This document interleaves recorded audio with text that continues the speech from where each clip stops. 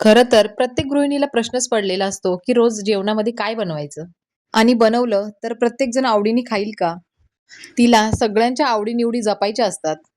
इथे मी छान अशी कोथिंबीर वडी बनवायला घेतली होती आणि ती खूप आवडीने सगळे खातात. कोथिंबीर वडी बनवली आणि इथे लगेच वाफेवर शिजवायला ठेवली. इथे मी लगेच छान असा राजमा राईस बनवायला घेतला.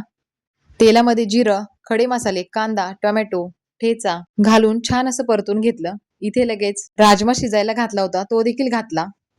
हळद, लाल तिखट आणि चवीनुसार मीठ घातलं. त्यानंतर धुतलेला तांदूळ घातला आणि भात शिजायला ठेवला. आणि इथे कोथिंबीरचे रोल देखील व्यवस्थित शिजले होते. लगेच कट करून छान असं तव्यामध्ये तळून घेतले. आणि इथे वड्या तळायला ठेवल्यात. तोपर्यंत भात देखील छान असा व्यवस्थित शिजला होता. हे पाहू शकता किती मोकळा छान झाला होता.